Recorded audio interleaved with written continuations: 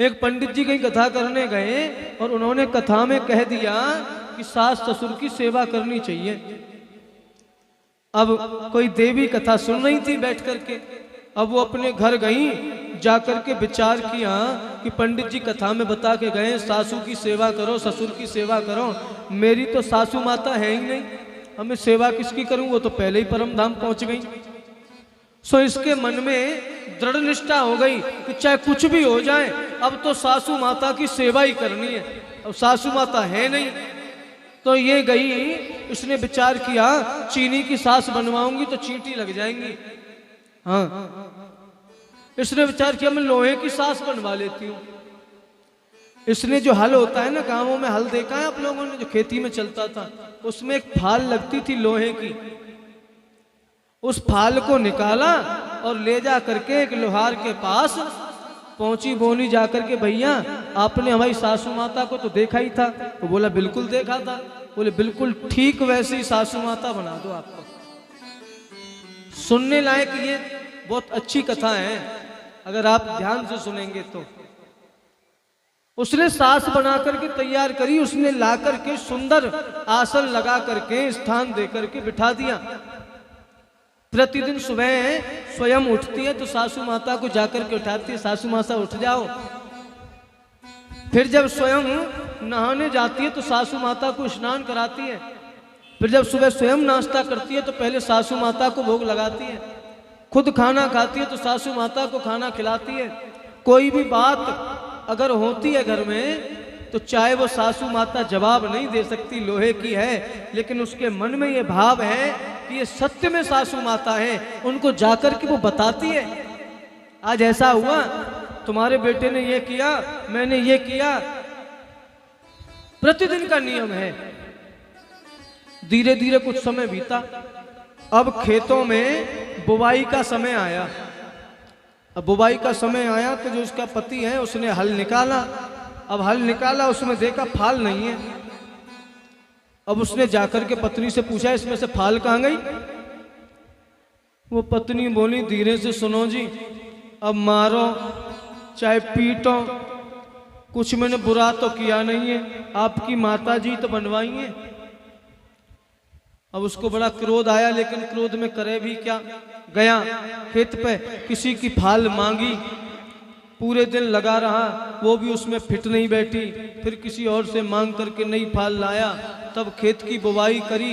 इसको इतना क्रोध आया, ये घर आया शाम को और क्रोध में आकर के अपनी पत्नी से बोला तुमने मेरा बहुत बड़ा नुकसान किया, मुझे क्रोध आ रहा है, तुम निकल जाओ घर से।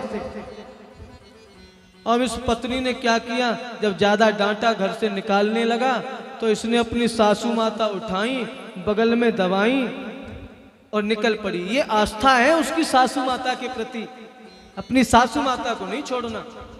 साथ में लेकर के निकली, चलते चलते जंगल में रात हो गई इसको। अब इसने विचार किया कि अगर मैं अब जंगल में कहीं चली तो कोई जीव जंतु खा जाएगा। एक पीपल का वृक्ष था, उसके ऊपर बैठ गई, यहां सुरक्षित हूं। वहीं सासू माता को दबा ले गई बगल में। अब वो पीपल का जो पेड़ है उसके नीचे कुछ चोर प्रतिदिन जब चोरी करके आते हैं तो वहां अपने धन का बंटवारा करते हैं। हाँ, आज भी चोर आए, चोरों ने अपनी पोटली खोली, धन की बंटवारा करना शुरू किया। ये ऊपर बैठी थी, इसकी लग गई आंख, इसको नींद आ गई। और जैसे ही नींद आई, नींद में वो सासू माता हाथ से छूट गई और वो सासू माता पेड़ के पत्तों में खरपर करती करती उस धन की पोटली पर गिर पड़ी। और जैसे ही वो गिरी, वो चोर भागे वहां से, अरे अरे भागो भागो, कोई पकड़ने वाला आ गया, पुलिस आ गई लगता है। वो चोर भाग गए। अब इसकी आंख खुली, इसने चारों तरफ देखा, अरे मेरी सासू माता कहाँ गई। ये तुरंत नीचे उतर के आई, सासू माता को देखा, सासू माता तो सोने चांदी के ढेर पे बैठी है।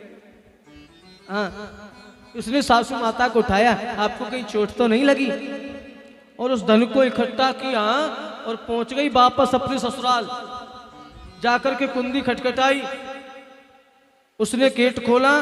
पतिदेव बोले फिर आ गई तू।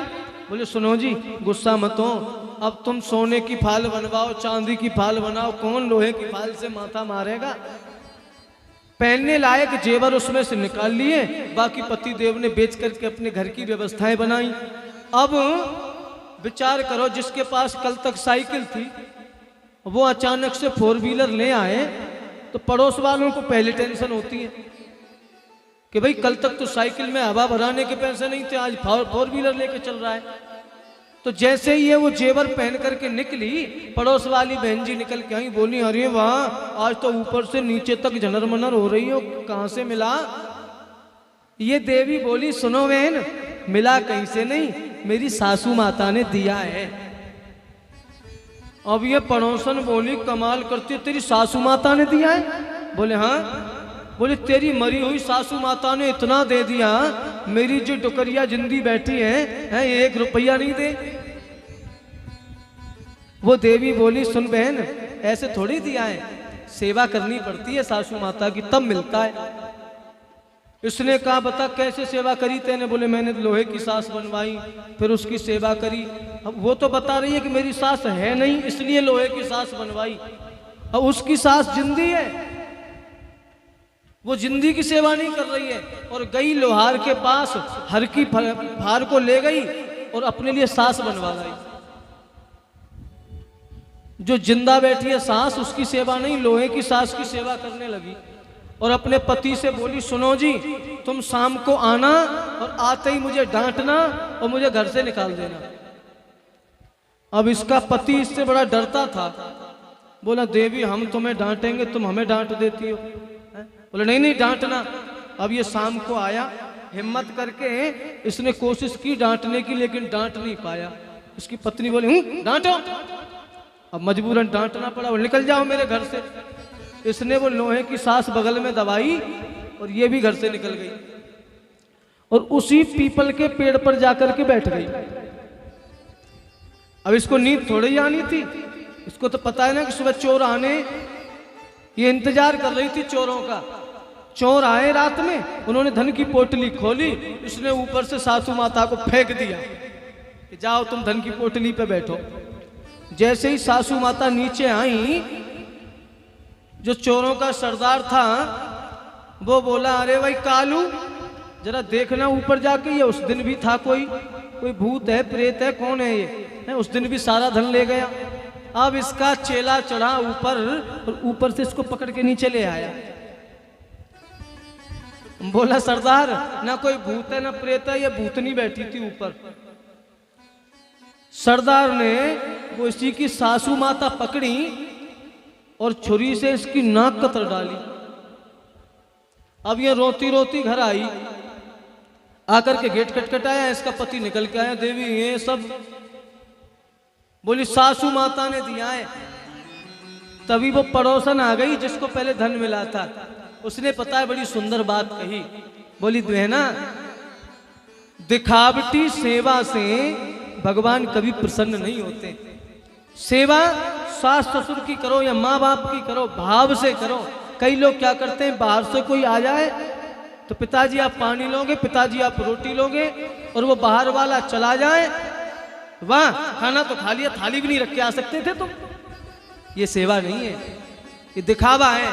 और मेरे गोविंद को दिखावा बिल्कुल पसंद नहीं है। वो तो कहते हैं निर्मल मन जन सो मोह पावा, मोह कपट छल छित्र न भावा।